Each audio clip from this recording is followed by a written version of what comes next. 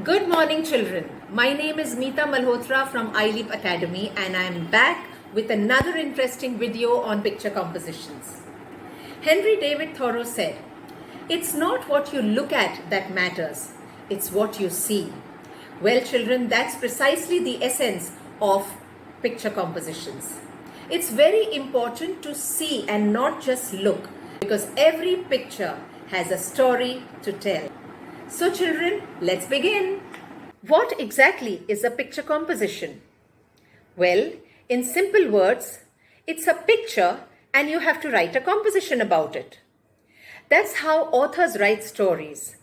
They paint a picture in their minds, imagine a scene, and write a story of their liking. I personally like this form of creative writing. I find it very exciting and also very challenging at the same time. Did I just hear a why? Well, that's because there is just a depiction of an image with no movements, no information about the characters or their pre or post actions. We can weave a story or an event as per our perspective or what we see in the picture. So children, a picture composition is where you can describe a picture given or make a story out of it or express and elaborate upon the thoughts and feelings suggested by the given picture. It is very important to arrange the visual elements into a well-planned and attractive script. And one secret I must share with you.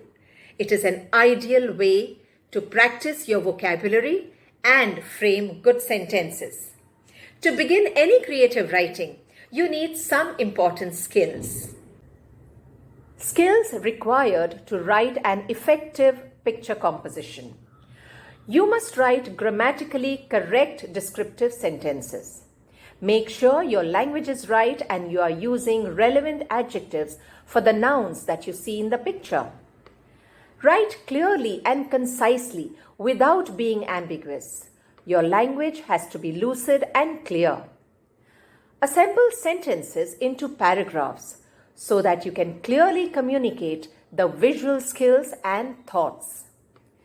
This is also a test of your story building skills, so make it as interesting and exciting as possible.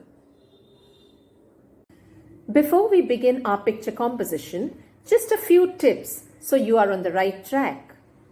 Observe the picture very carefully. You need to see every detail in the picture, all that is within the frame. Check out and focus on the main nouns in the picture. That could be any living or non-living thing. Could be a tree, a pond, a table, the sun, or could be a farmer, a king, a monkey, a fish, a crow, just about anything. Describe what they look like and what they are doing. Check out for their expressions, whether they look sad or happy or worried. They may look cruel, kind or irritated. The mood and quality of the character will depend on your perspective of this expression. Describe the characters and the setting with appealing adjectives. Use the 3 W's. The first W is when, that is the time. When did the story take place? This tells the reader the time the story took place. Where? That's the place. Where did the story take place? So describe the location. It could be on a school ground, underwater, inside a palace, under a tree, etc. And the last W is who. That's the character.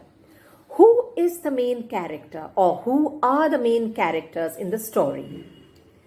Last but not the least, give a suitable title to your picture story. It can be based on the theme of the story or even the main character in the story. Remember, the title should always be written towards the end of the story.